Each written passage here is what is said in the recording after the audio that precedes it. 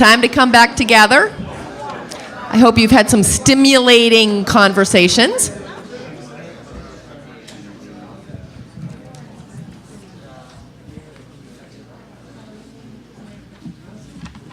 to come back together, and I've got where's my stuff?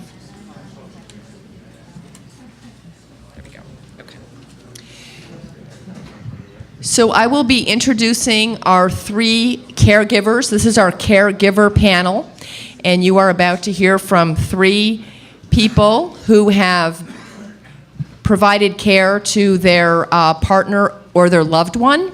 I'm going to introduce all of them at this time, and then they will each get a few minutes to talk about their stories, and then we'll open it up to questions. So to my left is Tony Iero. And Tony is a caregiver for his partner of 33 years, Paul Myers. Paul was diagnosed with Alzheimer's disease in 2011. Tony is also an information technology professional with the North Philadelphia Health System. So welcome, Tony. And then we have, give a round of applause to Tony. And next to Tony is Raul Mux. And Raul is the Associate Director of the Diversity Program of the Alzheimer's Association of the Delaware Valley Chapter. He is a native of Guatemala, and Raul earned a Master's of Divinity and Pastoral Theology from the Catholic University in Guatemala City. And Raul is a long-distance caregiver for his mom, who has been diagnosed with Alzheimer's for 2 years. And then we have Neville Strumpf and Neville. Thank you. Neville is a professor of nursing at the University of Pennsylvania School of Nursing, and she has provided care for her partner of 17 years until her death in 2010. Neville has advanced research, education, and practice in gerontological care. So welcome, panelists, and it's your turn. Thank you, Terry. As Terry said, my name is Tony Iero. I've been with my partner, Paul, for 33 years. He was diagnosed with Alzheimer's in August of 2011. And what I want to do here is review with you what life was before Alzheimer's and what it is after Alzheimer's. I guess about 6 years ago, I would have these general conversations with him, and he would forget the next day what I said. And I would say, I told you that yesterday, and he would have no idea what I was talking about. So it was some indication to me that there was some problem here. Not only that, I would send him to the bank to do some banking for us, and he would get the accounts mixed up. You know, he had his own account, I had my account, we shared an account. So I'd say to him, put this money in our shared account. And then when I looked at the statement, it was in his account, or my account. So I just felt that it was a little strange. Even when we went driving somewhere, he would get confused. He would always go the long way. You know, I would figure, why are you going this way? Not realizing there was a problem. Go to restaurants, we look at menus, he'd get confused by the menu, and you know, I just put one and one together and I realized there was a problem here. And I encouraged him a number of times to see a physician talk to his primary about it. But Paul lacks a little insight on the issue and never really figured he had a problem. So after a while, I had to go to doctor's visits with him because he just couldn't get the appointments right or even get the information the doctor was telling him. So I encouraged his primary to visit with a neurologist, and we did that. That turned out to be a disaster because we went to this neurologist and she diagnosed him with Alzheimer's, and all she said was, well, you have Alzheimer's. I sat there and cried for about 20 minutes, and Paul didn't realize what was going on. But luckily, Paul's sister-in-law, who's a psychologist as well, recommended the Penn Memory Center. And I went to the Penn Memory Center, and it was a different experience. It was great. They were kind, caring. They set up a support group for me where I had my own social worker. I went to a support group, and I still go to that support group, and they're very helpful. And I encourage you to set up a support group here as well, because in my support group there are several people with AD, and they're all at different levels. So you know what some people are newly experiencing, and you get to know what you're going to experience as caregiver with your partner. After I was diagnosed, I had another set of problems. There's lots of anxiety. Paul has problems just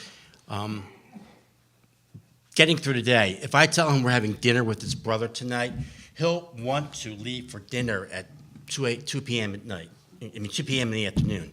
He gets excited about it and wants to do it and will just bug me about it. So there's a great deal of anxiety he has. I wrote some other things down too. As you well know, people with AD are always losing things. You know, he'll put his sunglasses down and not be able to find them. His keys, his cell phone, every day it's the same thing. It's like living the Groundhog Day, the movie, over and over. You just experience the same thing every day. And again, I try to help him find these things and put them down in a certain area where he goes, but he'll get up and move them and then not know where they are when he goes to look for them. Dressing is sometimes difficult for him. I have to lay the clothes out for him every single day, so that I think he could do it, but he's just not certain, so I help him with that every morning. I also take him to work with me. I know you all think I'm crazy, but he would come to work with me and have coffee in the morning, then leave. And then he got so used to doing that, he came every day. So it's awkward because I now have him as a volunteer, but it's difficult because sometimes he's a little disruptive. He'll shred, you know, he'll get into my coworkers' way, just so that it's causing problems as of late. He'll want to leave early. He'll want to get there late, leave early. I can't do those kinds of things. So I put myself in an awkward situation there. Some of the other things he's experiencing, we both are really, is a speech impairment. He has problems pronouncing words, thinking of words, getting confused with them. His medications are another issue. If I weren't there, he would never take his medicine, never, ever. That's why it's important in our community that you care for other people. There are too many of us are by themselves, and they have no one to take care for them. And I live in a high-rise in Philadelphia with a large population of gay men and women, and some of them are going to nursing homes because there's no one there to help them. And I can't imagine living by yourself with Alzheimer's. I just can't imagine that. Thank you. Raul.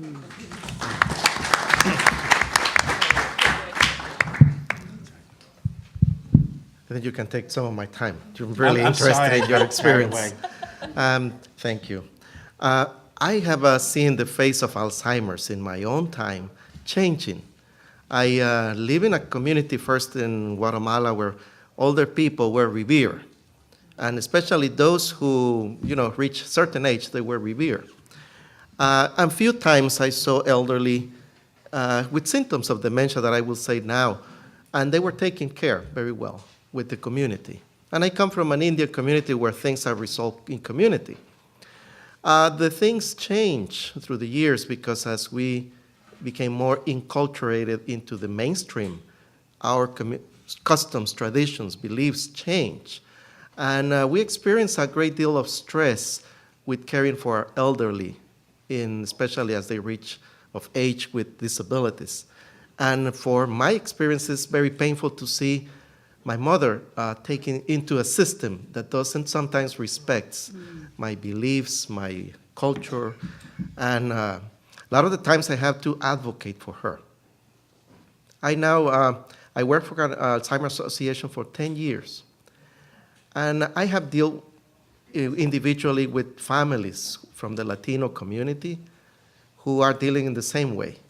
We have a very, I think, efficient and highly sophisticated system to take care of health issues.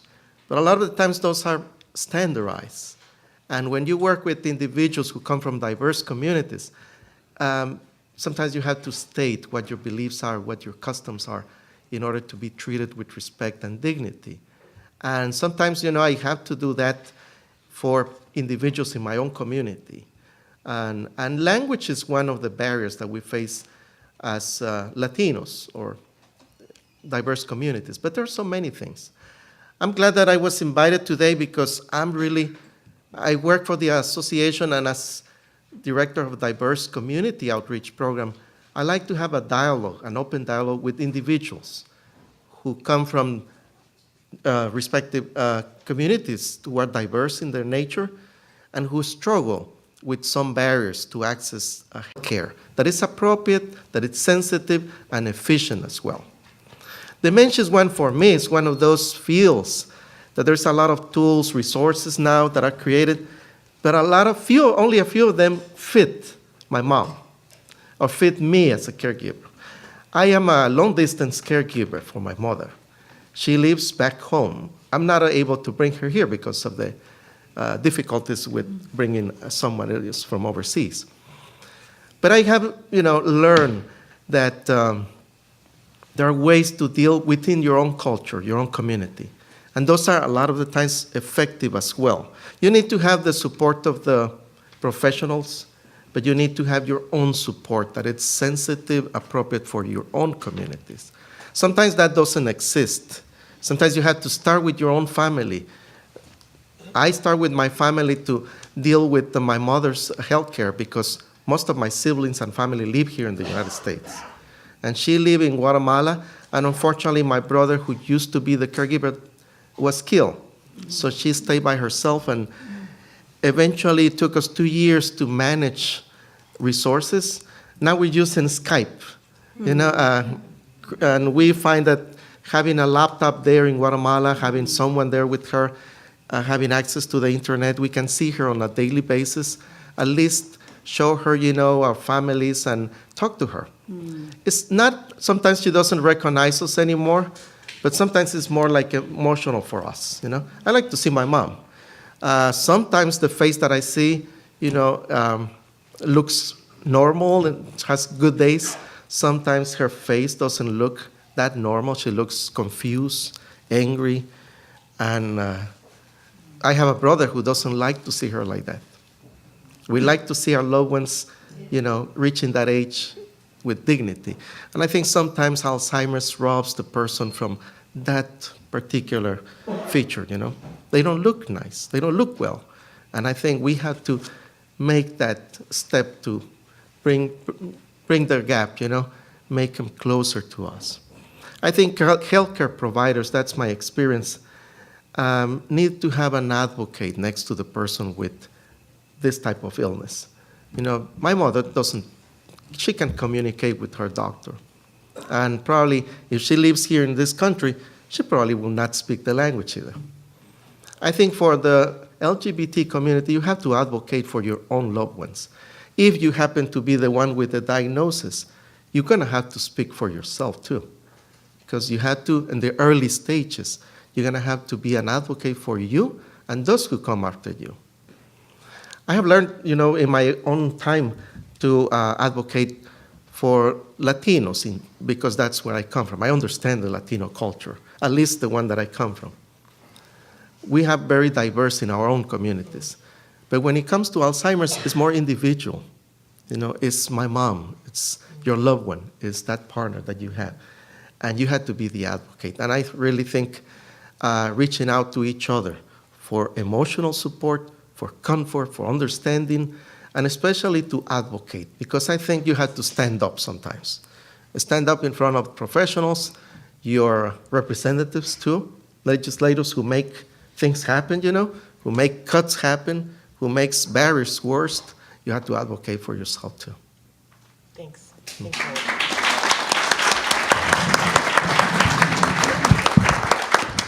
Hello, everyone. It's great to be here and great to be on a panel with these very fine individuals and hearing the stories that they're telling. And it's really a reminder to me, I'll be telling you a little bit about my story in a moment, about how important it is to understand that caregiving is a very relational thing. There's the caregiver and there's the care recipient. And there has to be a lot of reciprocity, a lot of understanding in that relationship, which is a very, very complex one. And in many ways, it can be exhausting and overwhelming to give care, but it's not always easy to receive care either. In my situation, my partner did not have Alzheimer's disease. She was diagnosed with ovarian cancer. And therefore, she was more than able, also a professional nurse as myself, more than able to be in partnership with me as we navigated 5.5 years of her illness. I do think there are situations in the caregiver-receiver relationship that are unique for gay people, but I don't necessarily think they're that unique. Some of the things that are going to happen inevitably involve the case management and coordination, and we heard a strong plea for how much and how critical that is. In my case, I assumed a lot of the case management and case coordination, and I'll touch on that a little bit, but I also had help from a lot of other people. There's a lot of physical and functional realities to caregiving. I'm really moved hearing you describe what life is like day in and day out, providing for your partner. In the case of my partner, there were good days and bad, but she was often extremely physically ill. And that takes a lot of time and a lot of energy and a lot of sensitivity. And there are moments when you think, is it ever going to end? There's definitely a need to identify resources. Some of us have more resources than others, but there'll always be a need. What services can I access? Where are the support groups? Is this a problem right now of equipment for the house, different medications, time to think about hospice, time to call the doctor? There's a lot to be thinking about in terms of where are the resources. And I think getting yourself educated is very, very important, although you can also over-educate yourself.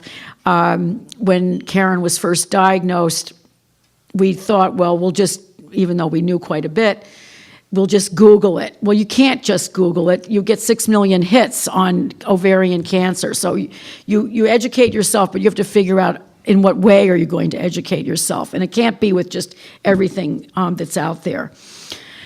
We've heard a lot about advocacy, and I would say that's numero uno. The caregiver, no matter how good or sometimes not good the health system might be, it's advocacy, advocacy, advocacy, and never being afraid to be the advocate.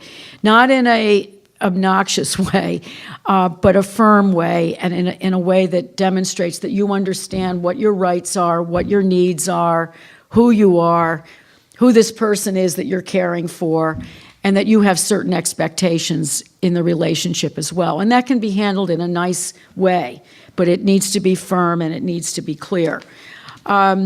That advocacy, of course, can also extend to the family, and I think that's probably one of the challenges in gay families. I was very fortunate.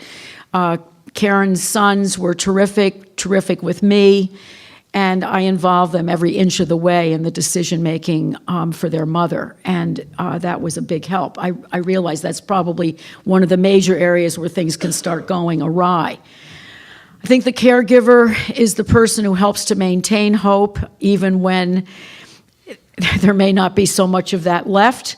And in these relationships, these long-term caregiving relationships, at some point, there has to be some discussion about preparing for the long term, preparing for the chronicity of the situation, the disability of the situation, and death. And life after, because the caregiver will have to think about life after as well.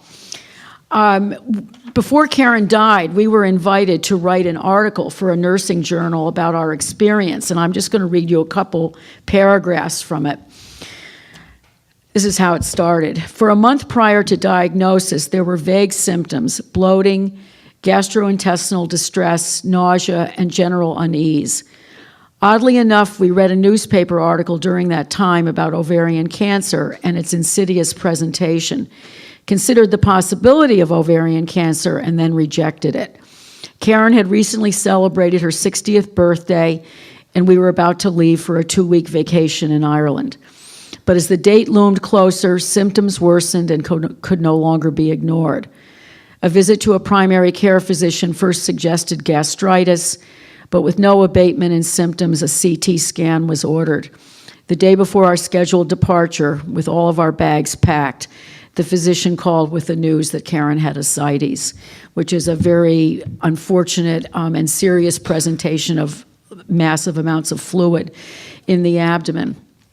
So it was a very strange experience to have cleared your calendar for 2 weeks and have your bags packed, but you weren't going anywhere except to figure out where you were going to get treatment, who the treating physician was going to be, have several more paracenteses before the actual surgery took place, and then to undergo the surgery itself. In this article, because Karen's illness did go on for a little over 5 years, I described first what it was just like dealing with an initial hospitalization, and despite the fact that we were certainly in an excellent institution at the University of Pennsylvania, I was there night and day because I needed to talk to those physicians in the morning and feel that I was on top of Karen's care and really supporting and supervising what was going on. And then there was the discharge, and discharge planning is no picnic either. Suddenly, even if you're a knowledgeable person, you can end up heading home with an individual who can barely climb in and out of bed, dress themselves, bathe, use the toilet, has a million tubes and meds that have to be given, and yes, the home care nurse will come, but you're left often in a pretty helpless situation. It's not as safe feeling as the hospital was. In any event, we navigated all of that. We did have home care support, and we then underwent what became a 1.5 years of chemotherapy, and all that entailed. Chemotherapy was every 3 weeks. There's usually a period of 1 week of extreme fatigue, various kinds of GI symptoms, loss of hair, so on and so forth. We did that and surprisingly developed some skill in how to manage the cycles and the illness and so forth, and we even did a little bit of traveling during that time. Then there was a pretty long period, as these things go, 2.5 years, where we didn't have too much trouble. I mean, there were still lots of partial obstructions, lots of trips to the hospital, lots of sudden changes in plans and so on. But we got to a place where you start to think maybe it's gone away. But you finally get to a place, and I describe this as sort of the palliation stage. Gradually, we recognized movement to another phase with new questions. How should decisions be made, roles negotiated, temperaments and styles readjusted, tolerance and tolerability among partners managed? The ragged edges of illness cannot disappear and are never completely out of consciousness. Is this the last trip to our beloved Adirondacks, the last Christmas? Should we have any scruples about buying the things that please us? How should each of us spend our time, together and separately? Can we get through a day without mentioning ovarian cancer? We did talk a lot about what was happening. We did talk about death, and at times perhaps even comfortably, as if we could domesticate it, file down its claws, make it normal. But the when and how of death was always there. We were interviewed for a book that was written by Jesse Grumman called Aftershock that offers advice to people who are navigating the landscape of serious and terminal illness. And in the book, Jessie talks about, and I totally agree with her, that lots of things are important. You need some routine, you need some distraction, you need personal time with friends and family, you need some physical and mental relaxation. Reading and writing can help. Exploring or affirming your spirituality can be very important. Counseling and therapy, obviously, can also be a great help. And making choices. We were very deliberate about our advanced directives, about all the legal things that were necessary to be done. And I had a very good sense of what Karen's wishes were when we were beginning to end our journey together. Because as you know, for lesbian and gay people, there are lots of issues around advanced directives and the legal and financial planning. And many consequences still, even with the best of planning with regard to taxes and so forth, which we did our best to manage, but death and taxes are very real, probably a little more real for us than for some other people. So she was an amazing person, and I learned a great deal about the caregiving experience from her. And a little bit different from the experiences we've heard about today, we were able to be partners in this caregiving enterprise. We were very frank with our physicians and caregivers. They knew where we were coming from and what we wanted. It was a privilege to be able to at least be sharing this process with her. But it is a very demanding process. I have a lot of sympathy for caregivers. And I feel very strongly about advocacy, about thinking and planning and getting things organized and in order, getting the help that you need, and then the support as you go forward. So, Great. Thank you. Thank you.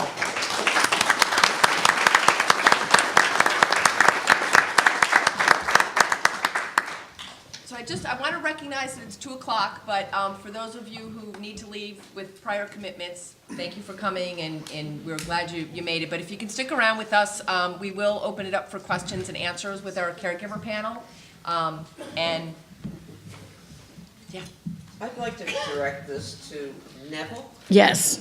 My name's Elaine. Hi, Elaine. I had a partner for 40-some years who had ovarian cancer. And she hung on for 14 years, but, it was hell. She had about 6 relapses, and the chemo made her nauseous and debilitated. It was very, very, bad. I was her advocate for her doctor because she was a little, squeamish, a little shy, a little scared.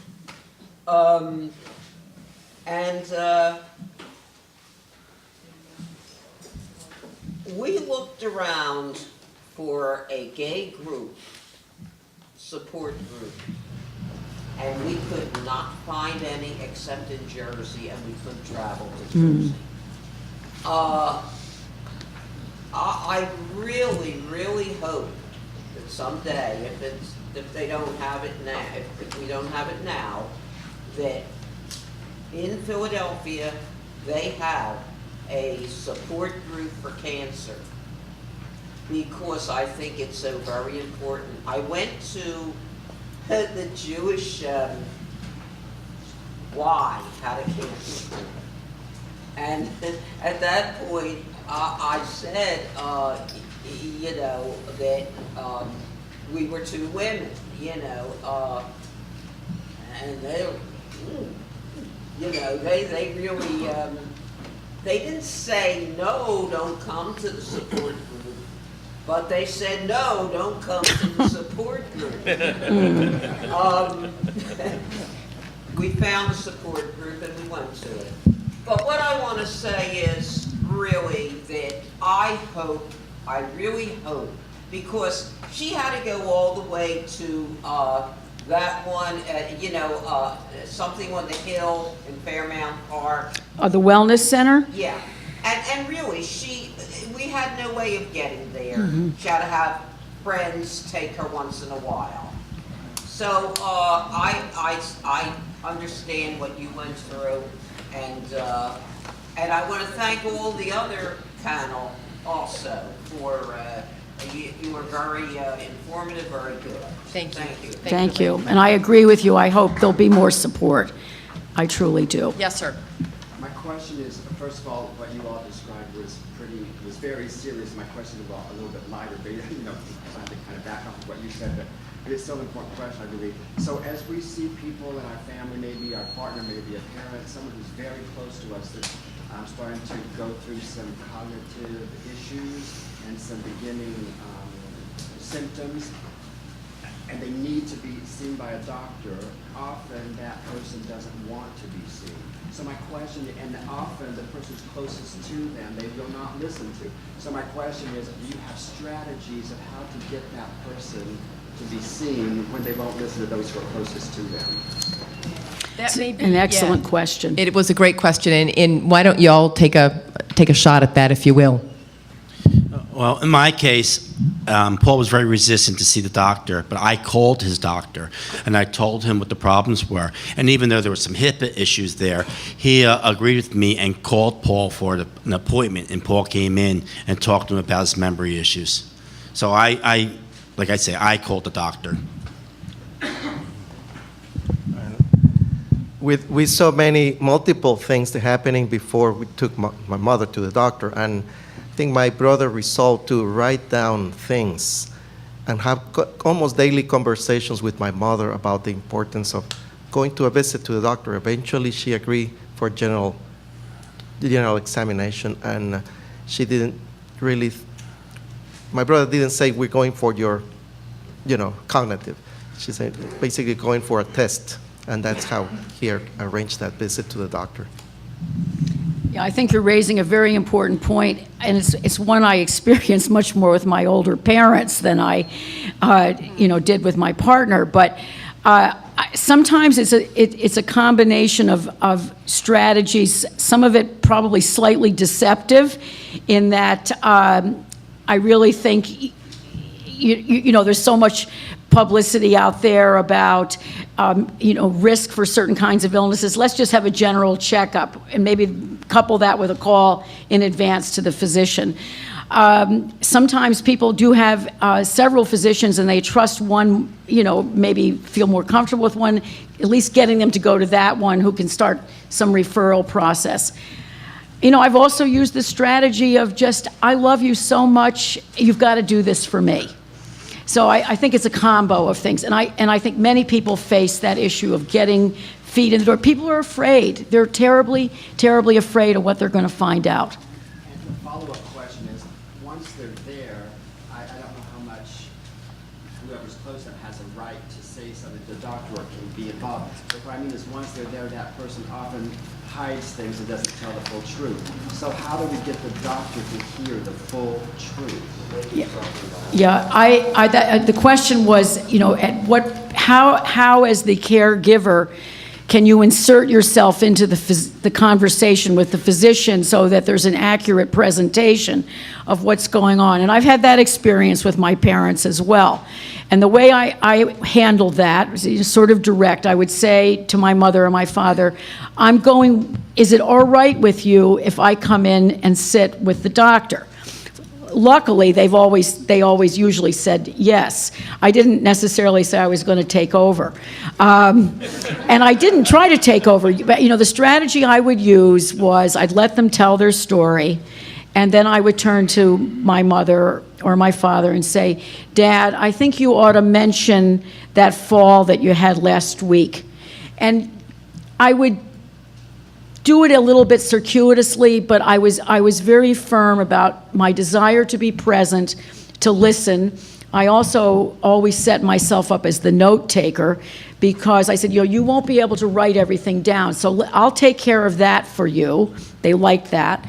And in fact, it was very helpful, because after the visit, sometimes you can't remember everything that's been said. So those are some of the ways I've handled it. in my case, if it's a good physician, they will separate you at the visit.